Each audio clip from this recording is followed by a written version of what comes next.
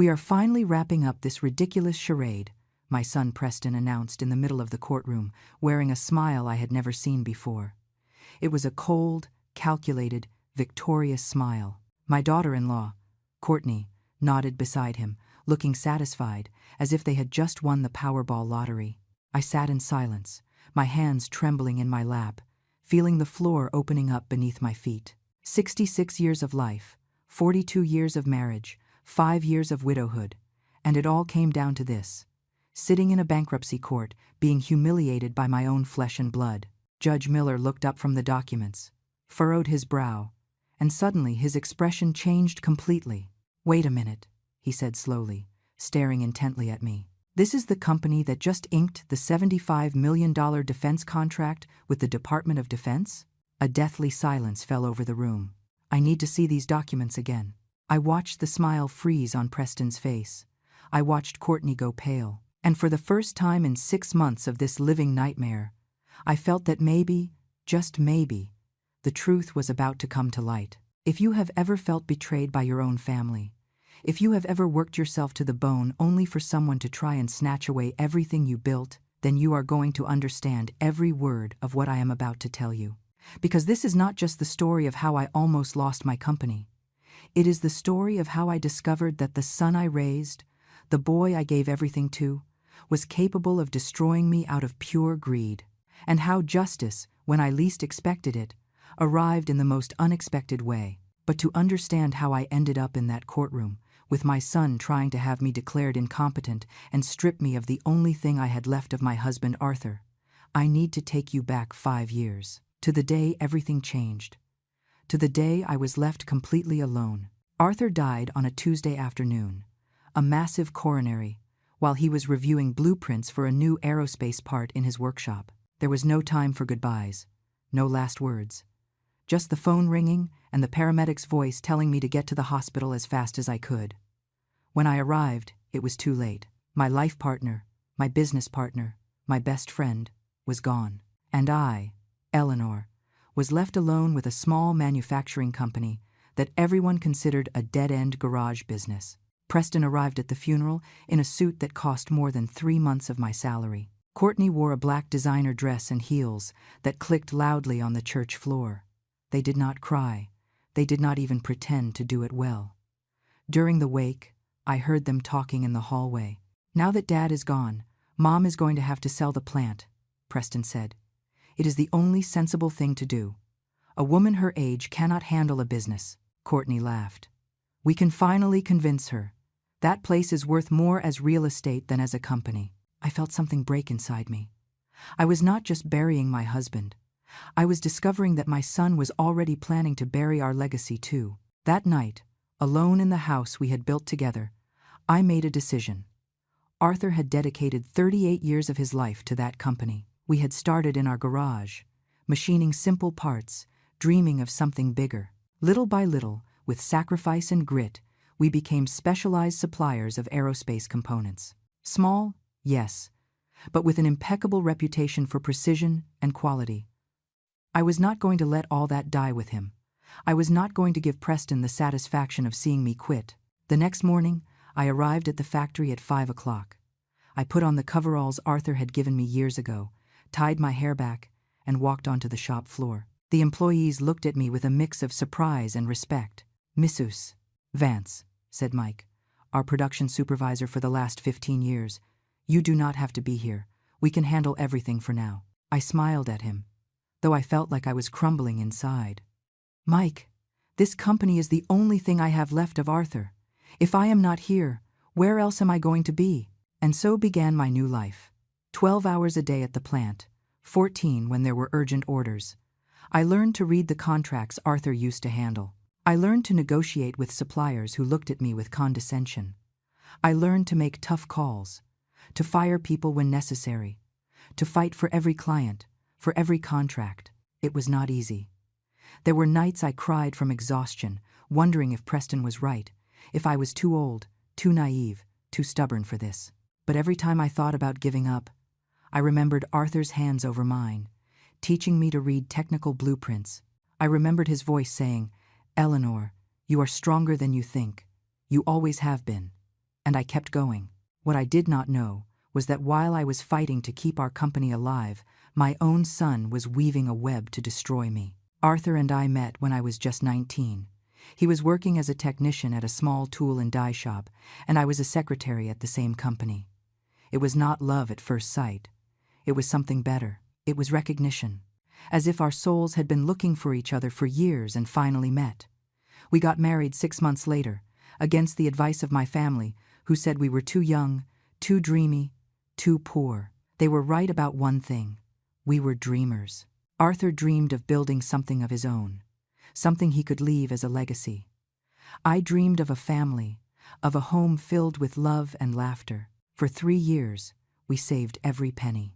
We lived in a 1-bedroom apartment, ate rice and beans 4 times a week, and had no TV or car. But we had a shared dream, and that was worth more than any comfort. When Preston, our only son, was born, I felt my life was complete. He was a beautiful baby, with Arthur's dark eyes and my small nose. We took care of him between the two of us. Arthur worked the morning shift. I worked the evening shift, so there was always someone with the baby. We could not afford a babysitter. We could not afford many things. But Preston never knew what it was to be hungry or cold. We made sure of that. 2 years after Preston was born, Arthur came home with eyes shining with excitement. He had found a small workshop for rent, almost abandoned, in an industrial park. "It is perfect, Eleanor," he told me, taking my hands. "We can start there. Machine parts, get small contracts. We can make it grow."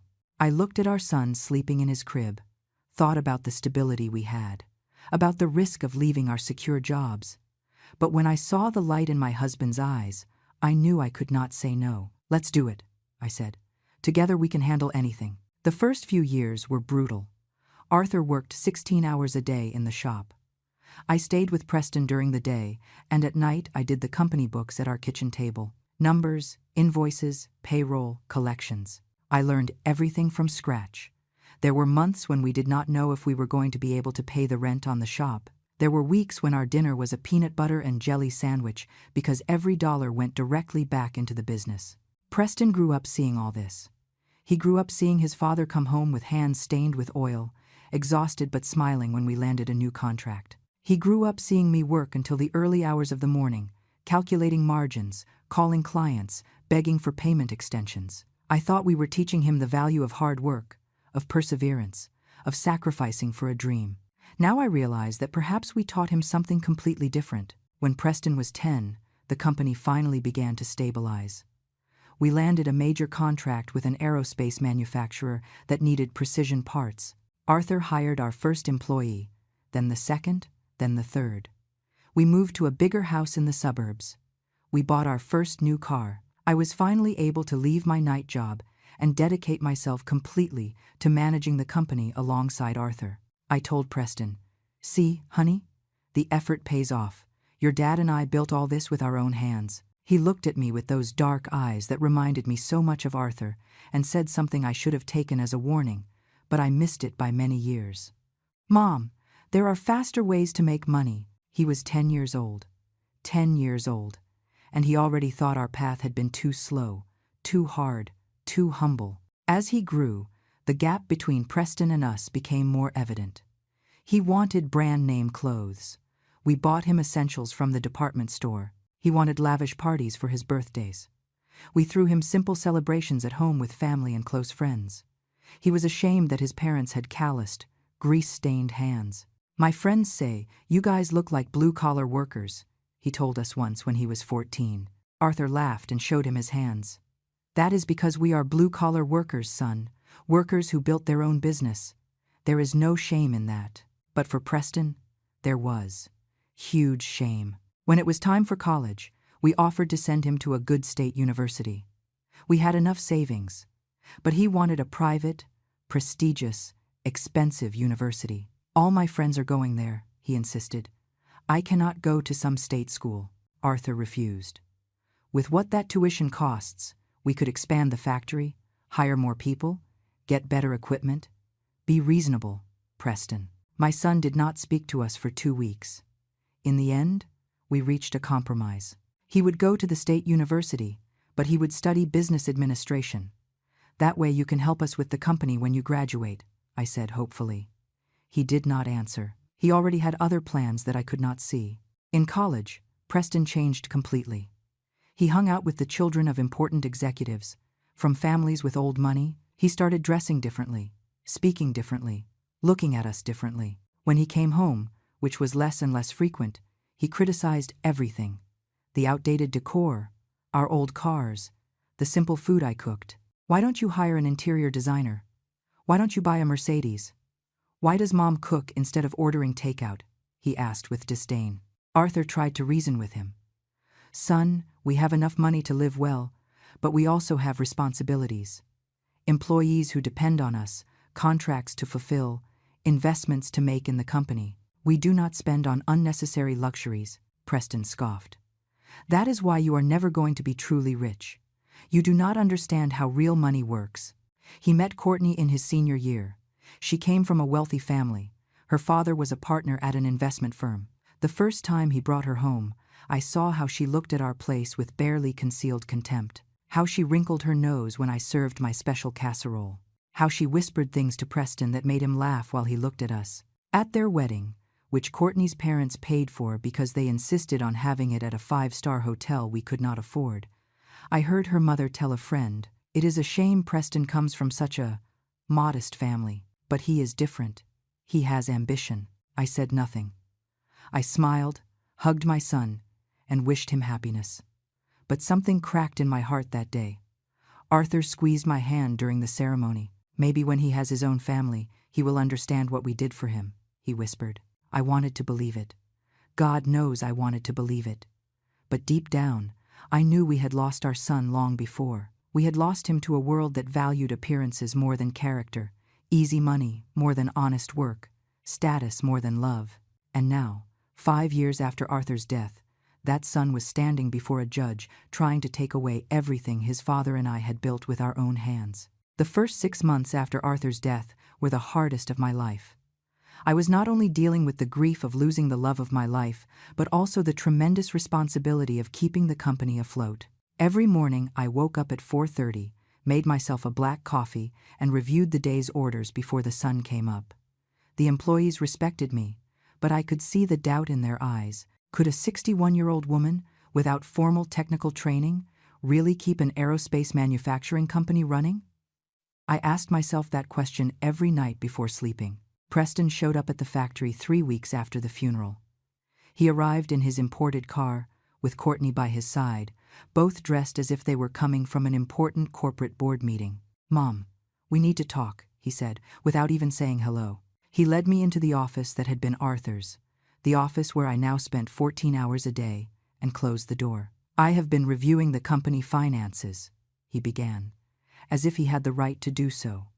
"The situation is not sustainable. Dad kept this running by sheer willpower, but without him, this is going to collapse. I have contacts with investors who are interested in buying the land and the equipment. We could get a good price." I felt my blood boil. "This company is not for sale. Preston, your father dedicated his life to building it, and I am going to honor that legacy."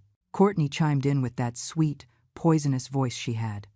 "Eleanor, be realistic.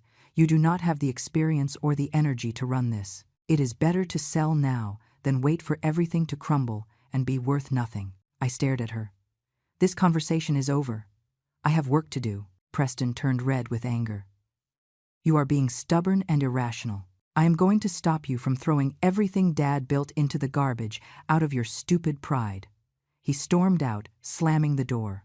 That was the first sign that my son was not going to give up easily. Over the next few months, I started noticing strange things. Calls from old clients canceling orders without a clear explanation. We were told the company was having financial trouble. One of them told me, when I insisted on knowing the reason, that the current owner did not have the capacity to meet deadlines. I had not had a single delay. Every order went out on time, with the same quality as always. Someone was spreading rumors. I hired an accountant to audit the finances because I was starting to doubt myself. "Mrs. Vance," he told me after 2 weeks of analysis, "your company is perfectly healthy. In fact, your profit margins have improved in the last few months. I do not know who is telling you that you have problems, but they are lying. I felt relief and rage at the same time. Relief because I was not going crazy. Rage because I knew exactly who was behind this. At family gatherings, which were becoming increasingly tense, Preston started making comments about my mental health in front of other relatives. "Mom is very stressed lately," he would say with fake concern. "Sometimes she forgets things, gets confused with dates. I worry that she is alone handling so much." I would protest, but he would smile condescendingly. "Don't get mad, Mom. It is normal at your age. That is why you should seriously consider retiring." Courtney would add her poison. "We saw her the other day at the grocery store and she seemed lost. Right, babe? She didn't remember where she had left the car." It was a lie. A complete lie. But she said it with such conviction that some relatives looked at me with pity. One day, Mike called me into the office, alarmed. "Ma'am, you need to see this." He showed me an email he had received from someone claiming to be from our company's human resources department. The email instructed supervisors to prepare for an imminent change in management because the current owner would be declared incompetent. "I know you would never send something like this," Mike said. "But this went to all the supervisors.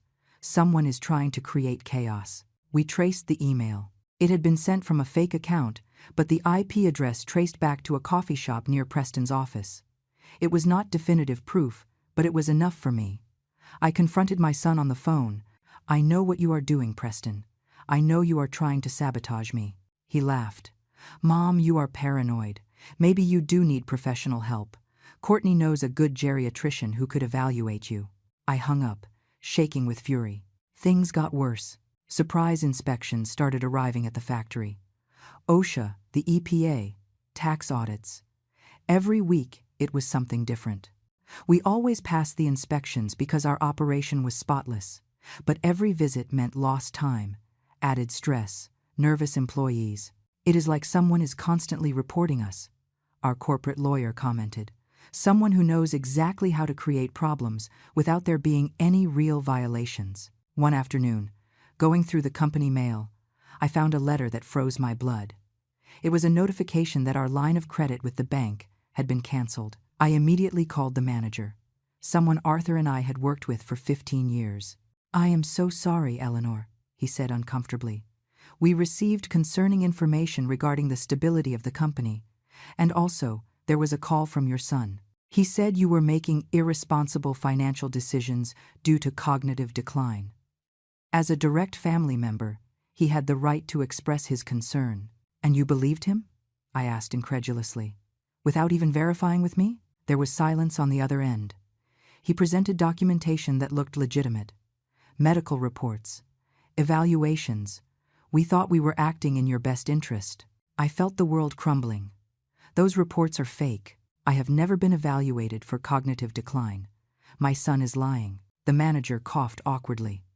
"Well, if that is the case, you can file a formal appeal. But the process takes time. Time I did not have. Without the line of credit, I could not buy materials for large orders. I could not expand operations. I was financially strangled. That night, alone in my house, I cried for the first time since Arthur's funeral. Not tears of sadness, but of helplessness and betrayal. My own son was systematically destroying me. And he was doing it in such a calculated, legal way that I did not know how to stop him. But then I remembered something Arthur had told me years ago, when we were facing a difficult client who tried to stiff us on a payment. "Eleanor, cruel people always underestimate those they consider weak. That is their greatest weakness. Let them underestimate you, and then show them who you really are." I wiped my tears. Preston thought he had me cornered. He thought I was just a confused old woman who would surrender to his harassment campaign. He did not know that every suspicious call, every fake email, every unjustified inspection, I was documenting everything. Dates, names, evidence. I was building a file. If my son wanted war, he would get it. But it would be a war he never saw coming. I quietly hired a lawyer specializing in corporate fraud. I showed him everything I had collected. He whistled low. "This is serious, Mrs. Vance. Your son could face criminal charges if we prove he forged medical documents and committed bank fraud." I asked him to investigate everything, but to do it quietly. I do not want him to know I am preparing yet.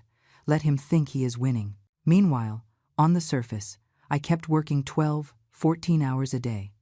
I kept smiling at the employees, fulfilling contracts, maintaining the impeccable quality that had been Arthur's trademark, and in secret, I was preparing my counterattack. What I did not know was that Preston was already planning his final move. The blow he thought would destroy me completely and give him everything he wanted. The forced bankruptcy petition. Everything blew up on a Wednesday afternoon. 3 months after I started systematically documenting every one of Preston's attacks. I was on the shop floor checking inventory with Mike when my phone rang. It was an unknown number, I answered distractedly. Mrs. Eleanor Vance, widow of Arthur Vance? Asked a formal voice on the other end. I am the process server for the district court. I have to notify you that you have been sued by your son, Preston Vance, who is requesting a declaration of legal incompetence and the forced bankruptcy of your company due to mismanagement. The phone almost fell from my hands. What? Was all I could articulate. The server continued in a monotone voice, reading legal terms I barely processed. Hearing date. Courthouse. Obligation to appear. Consequences of failure to appear. When he hung up, I stood paralyzed, staring at the office wall where a photo of Arthur and me hung from the day we opened the factory, smiling, full of hope. Mike noticed my pale face. Ma'am, are you okay? I could not answer. I simply handed him the phone where I had written down the information. I watched him read, saw him go pale too. That son of a bitch, he muttered. Pardon my French, ma'am, but your son is a son of a bitch. I did not correct him. He was right. I immediately called my lawyer, the one who had been quietly investigating Preston's activities. I know, he said before I could speak. I just received a copy of the filing. It is aggressive, very aggressive. He explained that Preston had filed a suit claiming I suffered from severe cognitive decline, that I had made irresponsible financial decisions putting the company at risk, and that as the sole direct heir, he had the right and obligation to intervene to save the family assets. And the evidence we have been collecting? I asked with a trembling voice. The fake emails, the fraudulent calls, the made-up medical reports? My lawyer sighed. All that is useful, but he presented documentation that on the surface looks legitimate. We have to prove it is fake, and that takes time. The hearing is in 2 weeks. That is very little time to build a solid defense. That night I did not sleep. I sat in my living room, surrounded by boxes of company documents, photos of 38 years of history, technical blueprints with Arthur's handwriting in the margins. Everything we had built, everything that meant something, was about to be snatched away by our own son. The next day, Preston showed up at the factory. He had not been there in months, but now he walked with the confidence of someone who already considers himself the owner of the place. Mom, he said without a trace of emotion in his voice, I came to make one last attempt to be reasonable. Drop your opposition to the suit, accept the medical evaluation, and I will ensure you have a dignified retirement. A monthly stipend, a small house, everything you need, but the company has to pass to my control. I looked at him without recognizing him. This man in a $3,000 suit, with Italian shoes and a Swiss watch, talking about my life as if it were a business transaction, was not the baby I had rocked in my arms. He was not the boy I had sung lullabies to. No, I said simply. He clenched his jaw. You are making a mistake. In 2 weeks, the judge is going to declare you incompetent anyway. Why go through the public humiliation? Because your father did not raise me to surrender to bullies, I replied. Even if that bully is my own son. I saw a flash of something in his eyes. Guilt, pain, it disappeared so fast I might have imagined it. Suit yourself, he said coldly. See you in court. And Mom, prepare to lose everything. The following days were a hell of legal preparation. My lawyer worked 18 hours a day gathering evidence, preparing testimony, building our defense. But there was a problem. Preston had been meticulous. Every fraudulent action he had committed was hidden behind layers of plausible deniability. The fake emails came from anonymous accounts. The calls to clients could not be traced directly to him. The fake medical reports had signatures that looked legitimate. It is like fighting a ghost, my lawyer admitted, frustrated. We know it was him, but proving it legally is another thing. I was not going to give up. I spent those days reviewing every document, every email, every phone call from the last few months, looking for that mistake, that piece of evidence that would definitively prove Preston's conspiracy. And then, 6 days before the hearing, something happened that would change everything. I was in my office at 11 at night, exhausted, reviewing old contracts when my phone buzzed. It was a message from a number I did not recognize. "Mrs. Vance, I am Frank, the lawyer who worked with your son on the lawsuit. I need to speak with you urgently. What Preston is doing isn't right. I have information that can help you." My heart raced. A trap? An opportunity? I decided to risk it. I replied asking to meet at a public diner the next day. I arrived early, nervous, watching every face that walked in. Frank turned out to be a man in his 40s, looking tired and guilty. He sat across from me, and without preamble, said, "I resigned from the firm this morning. I cannot be part of what Preston is doing," he explained. "He hired me to build a legal case, but when I realized it was based on forged documents and systematic defamation, I told him I couldn't continue. He threatened me, said he would destroy my career if I didn't cooperate." He pulled a manila envelope from his briefcase. "Here is everything. Recordings of conversations where Preston admits the medical reports are fake. Emails where he instructs Courtney to call your clients, pretending to be a concerned employee. Bank transfers showing he paid someone to forge your signature on documents. Everything." I took the envelope with trembling hands. "Why are you doing this? Why help me?" Frank looked at me with sadness. "Because my mother died last year. I never had the chance to tell her how much I admired her, how much I appreciated her sacrifices. When I see what Preston is doing to you, a woman who worked her whole life to give him everything, I cannot be part of that. My conscience won't let me." That night, my lawyer and I went through every page in the envelope. It was pure gold, irrefutable evidence, admissible in court, proving every point of our defense. Preston had not just tried to take the company, he had committed fraud, forgery, and conspiracy. He could face criminal charges, but there was more. Among the documents, I found something that made me cry with rage and sadness simultaneously. A series of messages between Preston and Courtney discussing what to do with the company once they got it. "We sell the land immediately," Courtney wrote. "Liquidate the equipment. With luck, we get $2 million. We buy the penthouse in the gated community and forget about that filthy factory forever." Preston replied, "Perfect. Mom will never know the company was worth a lot more. By the time she realizes, we'll have already spent the money." It was not just greed. It was pure cruelty. He planned not only to steal the company, but to destroy it, erase Arthur's legacy, and spend the money on luxuries while I lived deceived, thinking they had saved something. I closed my eyes and felt Arthur's presence beside me.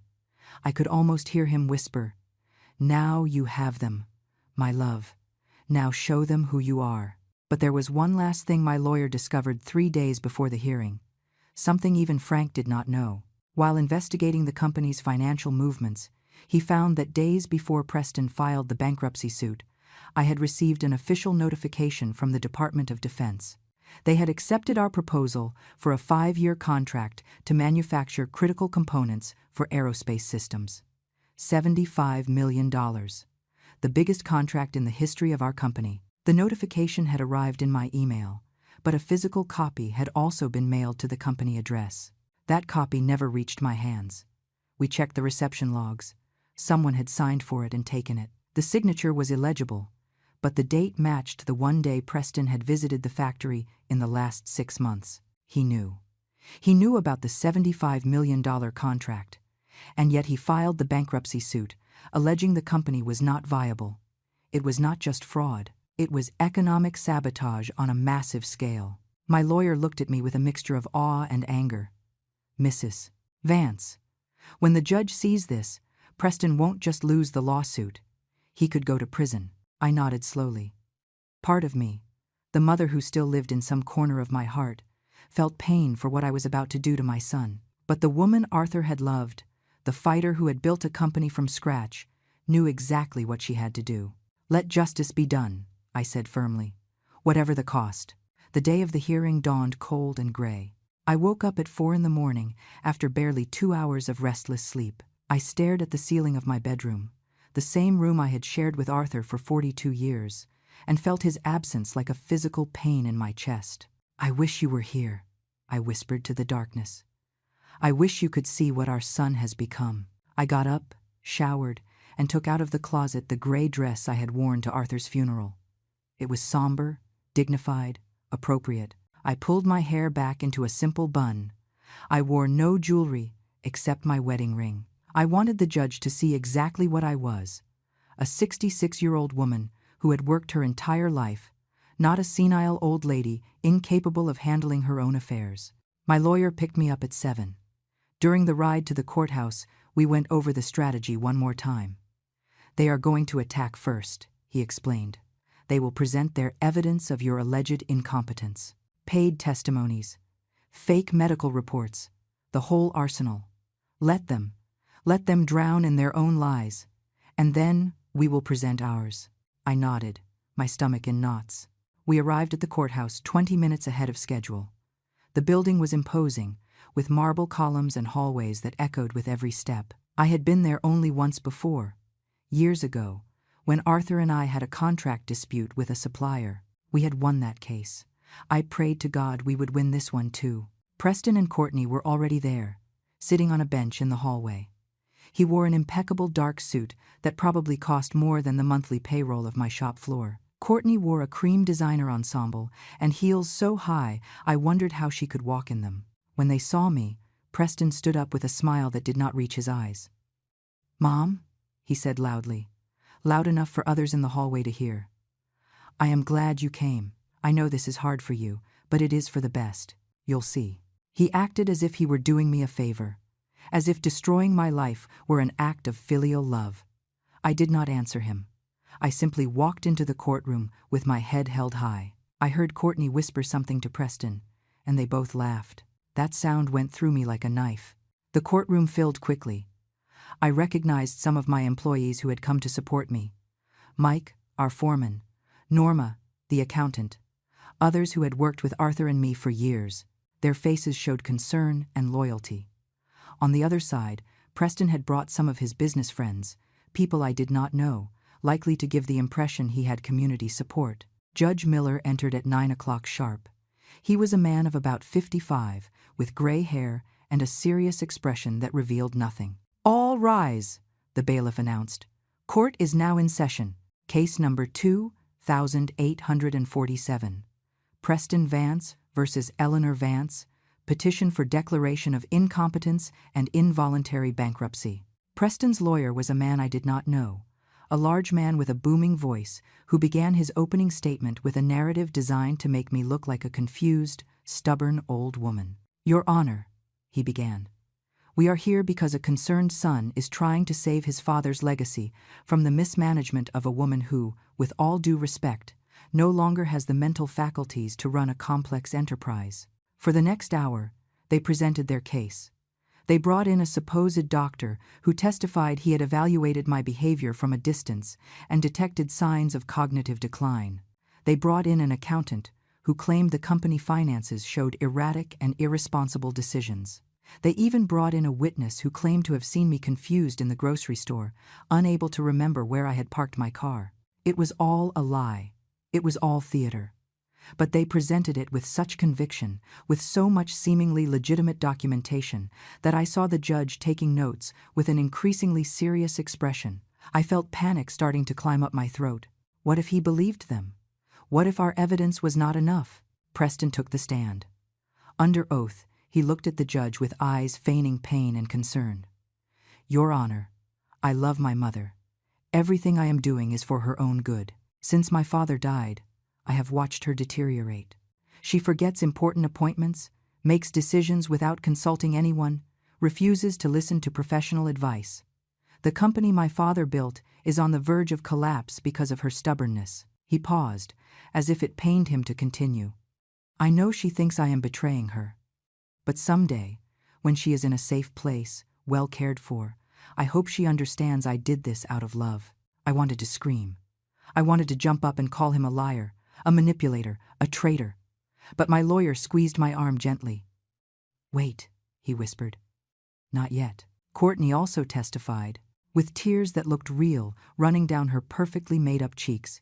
She spoke of how she had seen me lost at family gatherings, how I repeated the same stories over and over, how she had found spoiled food in my kitchen because I supposedly forgot the dates. "It is painful to watch someone you love fade away like this," she said with a broken voice. "But Preston is doing the right thing, even if it is hard." Judge Miller listened to everything intently. When Preston's lawyer finished his presentation, he looked toward our table. "Does the defense wish to present its case?" My lawyer stood up. "Yes, Your Honor. And I believe what we are about to show you will completely change your perspective on this case." We started slowly, methodically. We presented real medical records from my primary care physician of the last 20 years, showing I had never been diagnosed with cognitive decline of any kind. The doctor testified via video conference. "Mrs. Vance is in excellent mental health for her age. Sharp, coherent, perfectly capable of making complex decisions." Then we presented the company's financial statements, audited by an independent firm.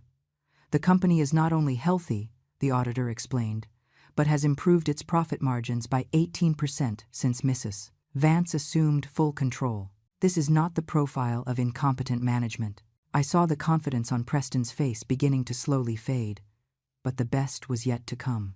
My lawyer approached the bench with an envelope. "Your Honor, I will now present evidence that this lawsuit is not an act of filial love, but a calculated attempt at fraud and theft." He opened the envelope and began pulling out documents one by one. The recordings of Preston admitting the medical reports were fake. The emails instructing Courtney to sabotage my relationships with clients. The bank transfers to the person who forged documents. Preston's face went from confident to pale in a matter of seconds. "Your Honor," his lawyer stammered, "we do not know where this alleged evidence came from. It could be forged." My lawyer smiled. "Everything has been verified by forensic experts.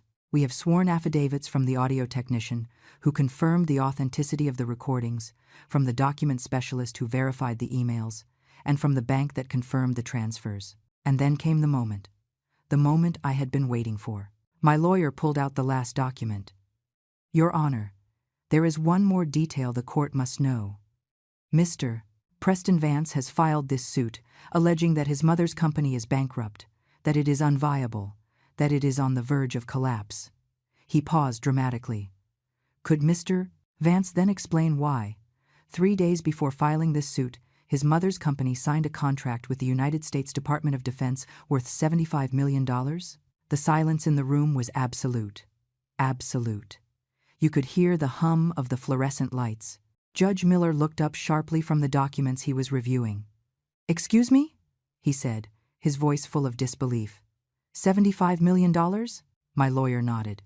"Exactly, Your Honor. A 5-year contract for the manufacture of critical aerospace components. The official notification arrived to Mrs. Vance 2 weeks ago. But, curiously, the physical copy sent to the company disappeared the same day Mr. Preston Vance made his only visit to the facility in 6 months." Judge Miller looked at Preston with an expression that could freeze hell over. "Wait a moment," he said slowly, every word loaded with authority. "This is the company that just inked the $75 million defense contract?" He looked directly at me. "Mrs. Vance, are you the owner of Precision Aerospace Components?" I nodded, my voice caught in my throat. "Yes, Your Honor." The judge whistled softly. "I need to see that contract. Right now." My lawyer approached the bench and handed Judge Miller a certified copy of the contract with the D. O. D. I watched his eyes scan the pages, watched his brow furrow deeper with every line he read. The silence in the room was so dense, I could feel it pressing against my chest. Preston remained motionless in his seat, his face ashen. Courtney had her hand pressed over her mouth as if holding back a scream. "This is extraordinary," the judge murmured finally, looking up. "Mrs. Vance, you personally negotiated this contract?" I stood up on trembling legs. "Yes, Your Honor. For the last 8 months, I worked with engineers from the Department of Defense to develop component prototypes that met their exact specifications. We submitted our proposal 3 months ago. The approval arrived 2 weeks ago. The judge looked at Preston with an expression mixing disgust and astonishment. Mr. Vance, you file a lawsuit alleging your mother is incompetent to run her company. And yet, that very same company just secured one of the most lucrative government contracts in the aerospace industry. How do you explain this contradiction? Preston opened his mouth, but no sound came out. His lawyer stood up quickly.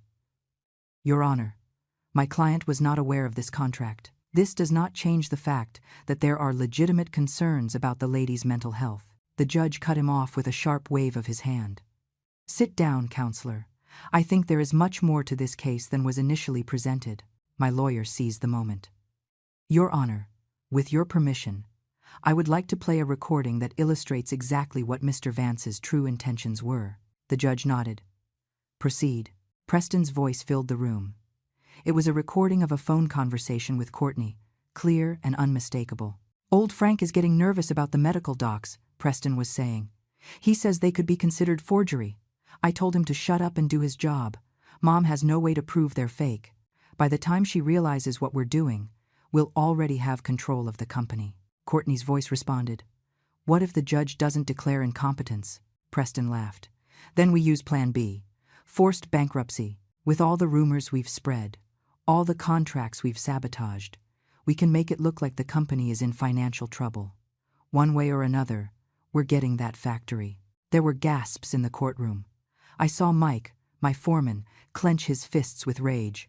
I saw Norma wiping tears from her eyes. Judge Miller had stopped taking notes and was staring at Preston with an expression of complete contempt. There is more, Your Honor, my lawyer continued. He projected a series of emails onto a screen. The first was from Preston to Courtney. Call the clients on the list. Pretend to be a concerned employee. Tell them Mom is having episodes of confusion, that there have been errors in orders. Don't use your real name. The next was from Courtney to Preston. Called 6 clients today. 3 canceled their orders. The others said they'd think about it. This is working better than we expected. Another email. This one from Preston to someone identified only as J. I need medical reports indicating cognitive decline for a 61-year-old woman. They have to look legit. Seals and doctor signatures. I'll pay you $5,000 for the full package. The response. Done. Sending them tomorrow. Make sure the payment is in cash. Judge Miller took off his glasses and rubbed his eyes, as if he could not believe what he was seeing. Anything else? He asked with a tired voice. My lawyer nodded. Yes, Your Honor. This. He projected a text message conversation between Preston and Courtney from just 3 weeks ago. Courtney wrote, Did you see your mom got a big government contract? What are we going to do? Preston replied, I already intercepted the physical copy that came to the plant. She only has the email notification. We're proceeding with the lawsuit as planned. Once we have control, that contract is gold. We can sell the company for triple what we thought. And here is the most revealing part, my lawyer continued. He projected another message from Preston to Courtney. When we get the company, we sell everything immediately. The land, the equipment, liquidate it all. With luck, we get $2 million.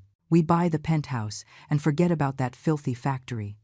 Mom will never know the company was worth a lot more with the government contract. The silence that followed was devastating. I looked at Preston, and for the first time in this entire nightmare, I saw something in his eyes that might have been shame.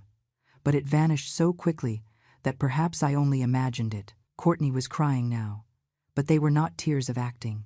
They were panic tears of someone who just realized her world is about to collapse. Judge Miller stood up slowly. Everyone in the room rose as well. Mr. Vance, he said with a voice trembling with controlled anger. In my 25 years on the bench, I have seen many unpleasant cases, but rarely have I seen something as calculated, as cruel, as completely despicable as what has just been revealed in this courtroom. He looked Preston directly in the eye. You did not just try to steal from your mother.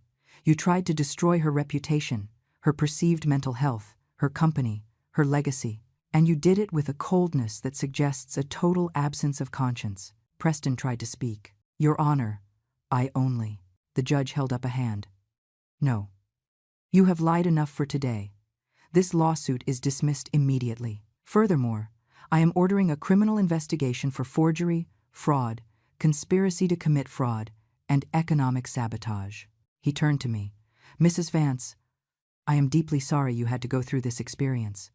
It is evident that you are a competent, capable businesswoman, completely in control of her faculties. Your company is in excellent hands. Yours. I felt tears begin to roll down my cheeks. Tears of relief, of vindication, of pain for everything I had had to endure. The judge continued. In addition, I am issuing a temporary restraining order.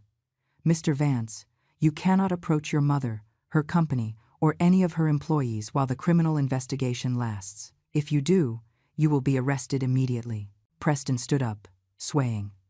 You can't do this. She is my mother. I have rights. The judge cut him off.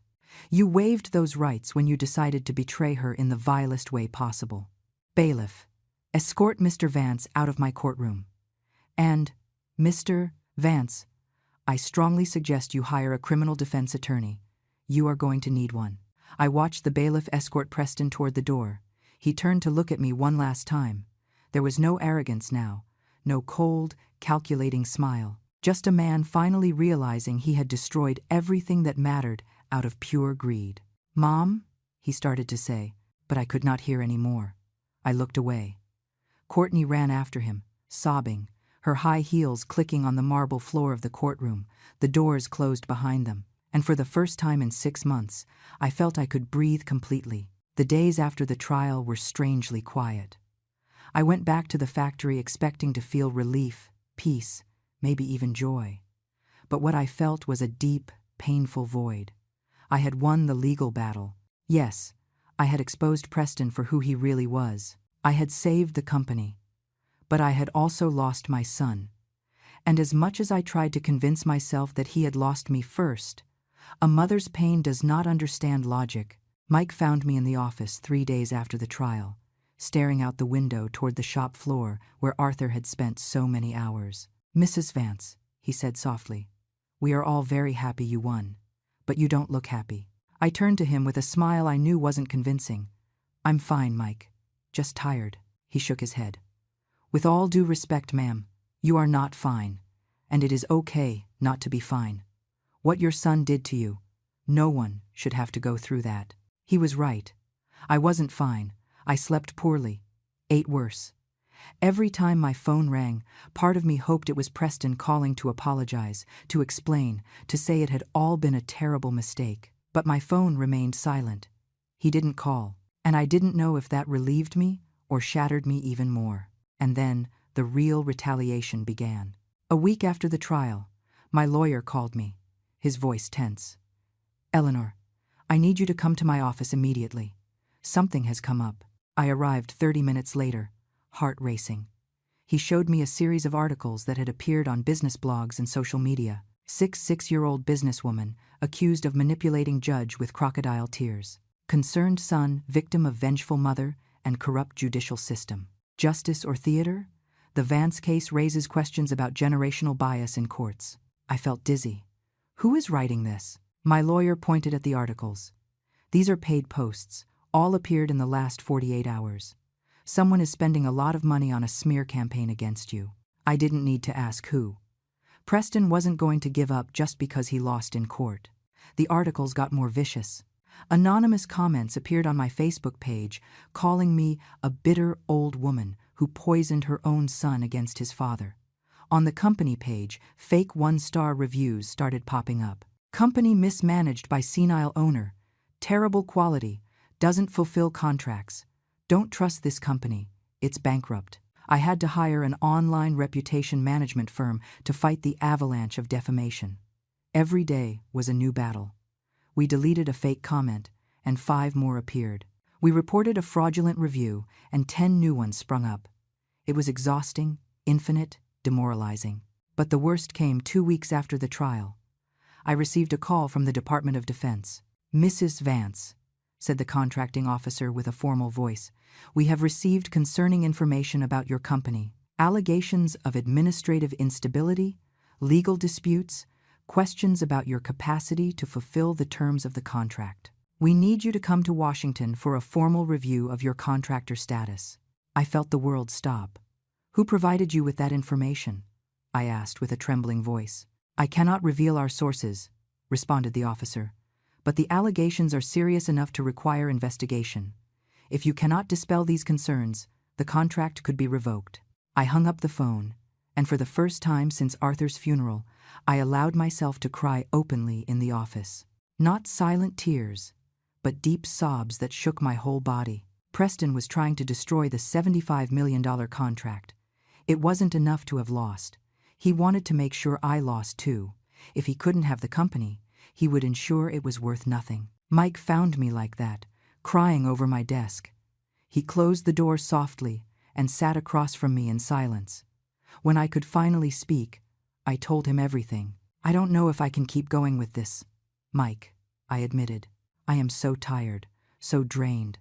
Sometimes I think Preston won anyway, because even after losing in court, he managed to take away my peace, my joy, the ability to enjoy this victory. Mike looked at me with those wise eyes that had seen 30 years in the industry.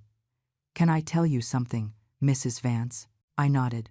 When Mr. Vance died, everyone in this factory thought we would close in 6 months.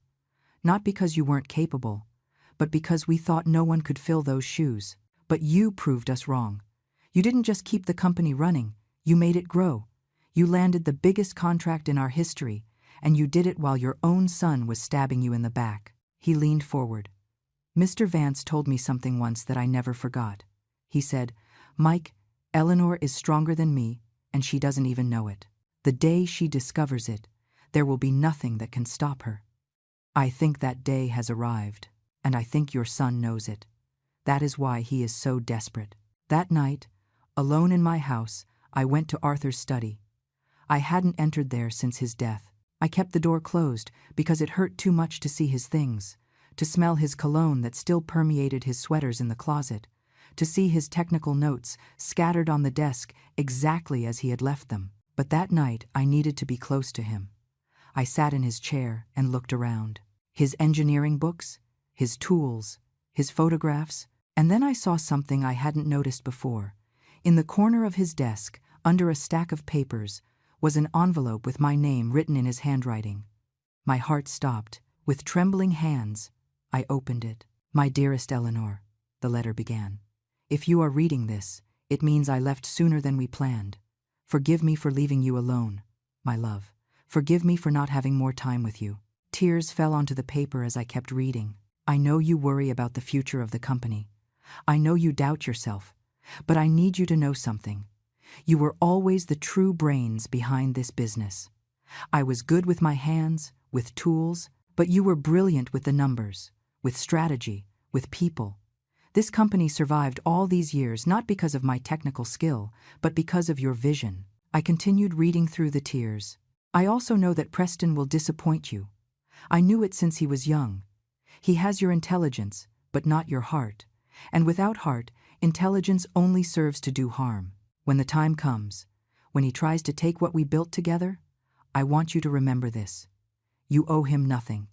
You gave him life, love, opportunities. If he chooses to waste them, that is his choice, not your failure. The last part of the letter read, Eleanor, love of my life, be strong, be brave, and above all, be true to who you are. Don't let anyone, not even our own son, make you forget your worth. You are extraordinary. You always were. I love you forever, Arthur. I held the letter against my chest and cried until there were no more tears left. And then, slowly, I felt something change inside me. Arthur was right. I had allowed pain and betrayal to weaken me. I had allowed Preston to steal my strength, but no more. I stood up, tucked the letter carefully into my purse, and picked up the phone. I called my lawyer. Prepare a countersuit, I said with a firm voice. I want to sue Preston for defamation, economic sabotage, and everything else we can prove, and find who is behind that social media campaign. I want names, and I want consequences. Then I called a friend who worked in public relations. I need you to tell my story, the true story. I am not going to hide while my son spreads lies. And finally, I prepared a full presentation for the Department of Defense, documenting every aspect of the company, every success, every loyal employee, Every contract fulfilled perfectly in the last 5 years. Arthur was right. I was stronger than I believed, and it was time to prove it. The presentation before the D.O.D. was scheduled for a Tuesday at 10 in the morning in Washington, D.C. I traveled the day before, accompanied by my lawyer and Mike, who insisted on coming to give testimony on factory operations. On the plane, I went over my presentation again and again. I couldn't afford mistakes. This contract wasn't just money. It was validation of everything Arthur and I had built. It was proof that I was capable, and I wasn't going to let Preston snatch it away from me. The meeting was in an imposing government building, with security guards and metal detectors.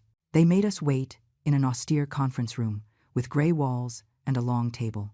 5 officers from the Department of Defense arrived, all with serious and impenetrable expressions. The lead officer, a retired colonel named Thompson, opened the meeting directly. "Mrs. Vance, we are here because we have received information questioning your ability to fulfill the terms of our contract. These are grave allegations. You have 1 hour to convince us that we should maintain this agreement."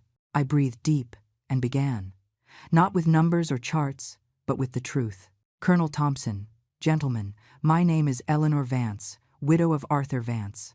I am 66 years old. My husband Arthur and I founded Precision Aerospace Components 38 years ago in our garage. He died 5 years ago, and since then, I have run this company alone." I paused. 3 weeks ago, my only son tried to take this company from me, alleging I was incompetent. He lost in court when his accusations were proven fraudulent. Now he is trying to sabotage this contract because if he can't have my company, he wants to ensure it is worth nothing. I saw surprise on the officers' faces. I continued. "But I am not here to talk about my son. I am here to talk about my company and why we deserve your trust." I opened my laptop and projected the first slide. For the next 40 minutes, I showed them everything. Every contract fulfilled in the last 5 years, every one delivered on time or early. Client testimonials on the quality of our work. Quality certifications, photos of the shop floor showing state-of-the-art equipment. Videos of our employees explaining the quality control processes. Mike took the floor to explain the technical aspects. "I worked with Mr. Vance for 15 years before his death," he said with pride. "And let me tell you something, Mrs. Vance didn't just maintain the standards he set. She raised them. She invested in new technology, trained personnel, improved processes. This company is stronger now than when Mr. Vance was alive, and that is no disrespect to him. It is a testament to her extraordinary leadership." I presented audited financial statements showing consistent growth, letters of recommendation from other government contractors. I even brought a physical part we had manufactured for a previous DOD project, a part so precise the tolerances were measured in microns. "This part was manufactured under my direct supervision 2 years ago," I explained. "It passed all quality inspections with a perfect score. That is what we do. That is who we are." Colonel Thompson took the part and examined it carefully. "Impressive manufacturing," he admitted. Then he looked directly at me. "Mrs. Vance, can you explain specifically the allegations we received regarding legal disputes, administrative instability, lack of operational capacity?" I pulled out a thick folder. "I can do better than explain them. I can show you exactly where they come from." I handed them copies of the text messages between Preston and Courtney where they discussed contacting the Department of Defense to create doubt about Mom's ability to fulfill big contracts.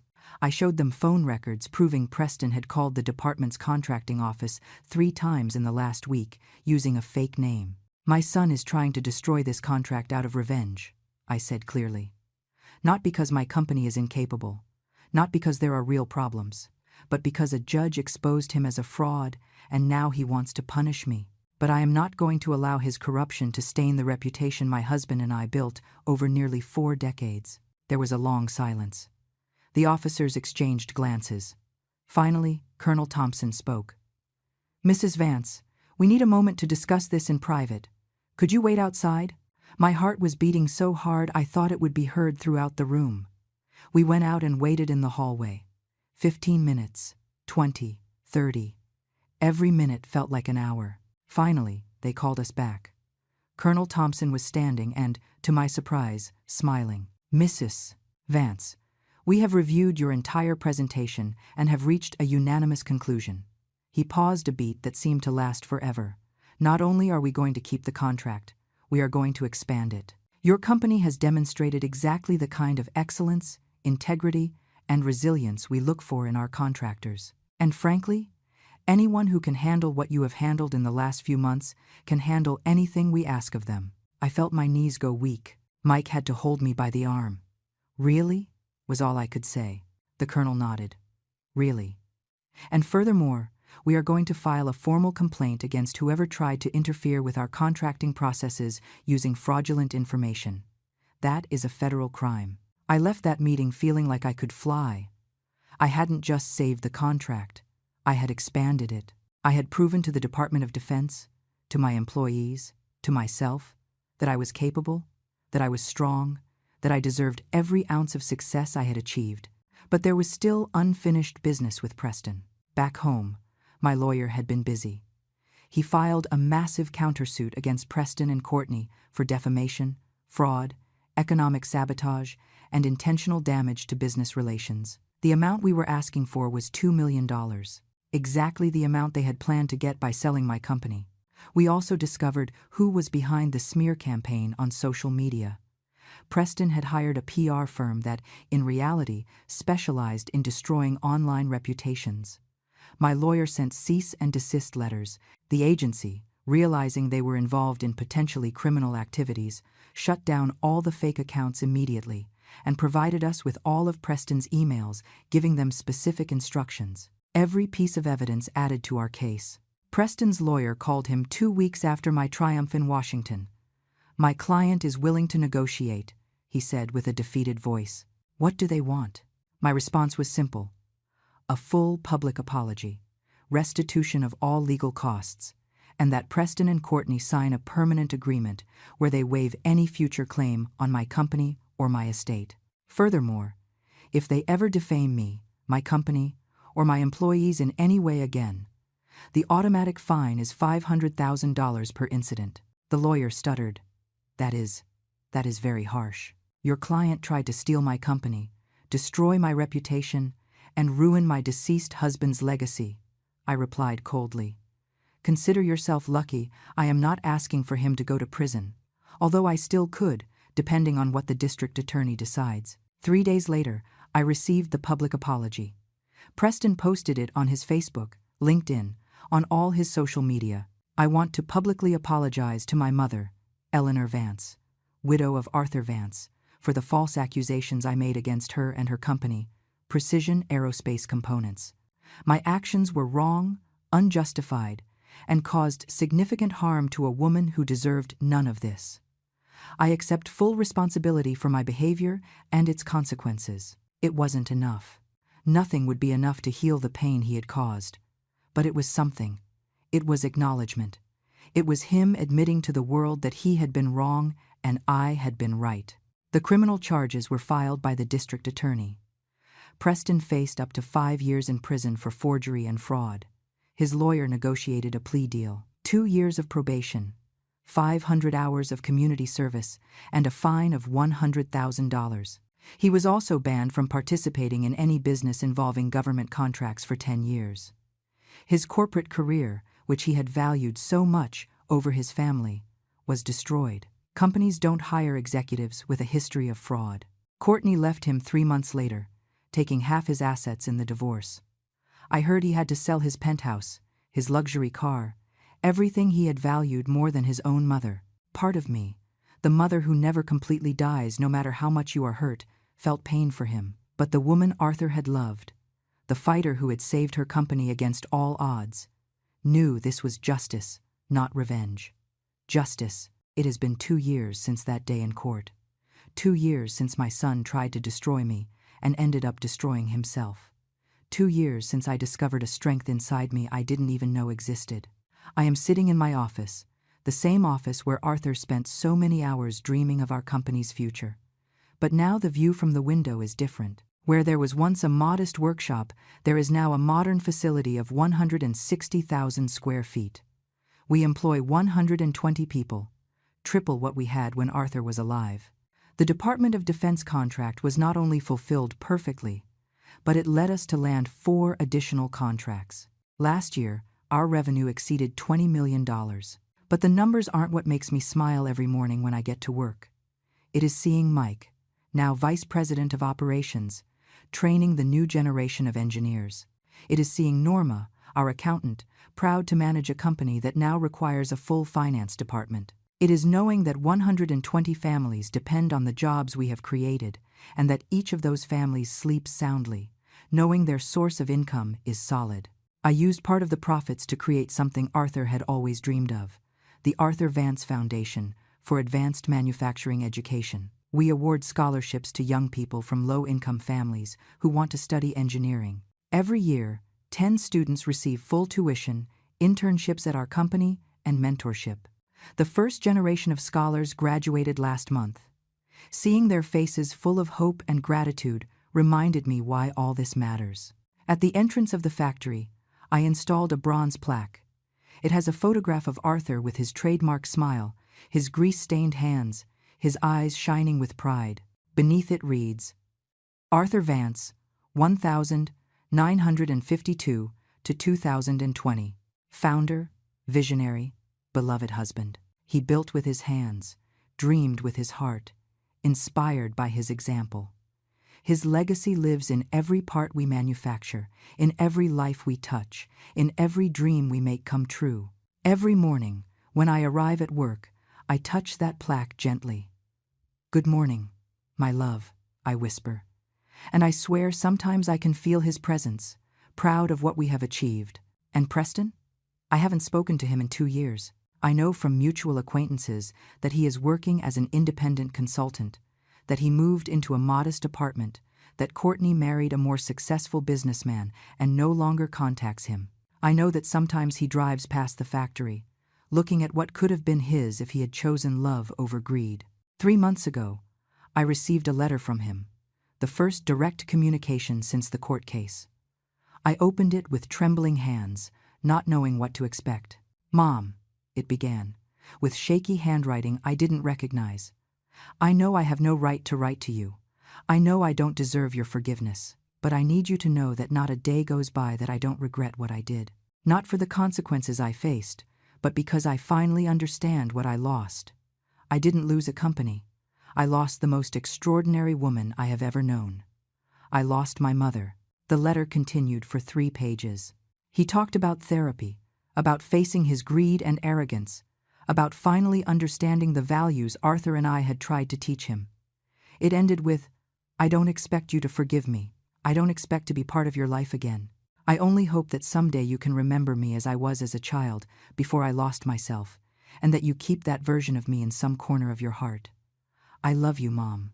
I have always loved you, even when my greed wouldn't let me see it. Preston. I cried when I read that letter. I cried for the boy he had been, for the man he had become, for the years we had lost. I haven't replied to him yet. I don't know if I ever will. Forgiveness is not something that can be forced, and the wound he left is deep. But I kept the letter in my desk drawer, next to Arthur's last letter. Maybe someday I will be ready to build that bridge. Maybe not. For now, I am at peace with the uncertainty. What I do know is this. I will not allow the pain Preston caused to define the rest of my life. I will not allow his betrayal to poison the years I have left. I have built something beautiful from the ashes of that betrayal. I have proven that a 66-year-old woman can not only survive but thrive. That age does not determine capacity. That strength does not come from muscles, but from character. Last week, a business magazine interviewed me. They asked me what my secret to success was. I told them the truth. There is no secret. Just hard work, unwavering integrity, and the absolute refusal to let anyone tell you that you are not enough. Not even when that someone is your own son. Today, as the sun sets over the factory, I watch the employees leaving the afternoon shift. They wave goodbye with smiles, making plans for the weekend, secure in the stability of their jobs. This is my true victory.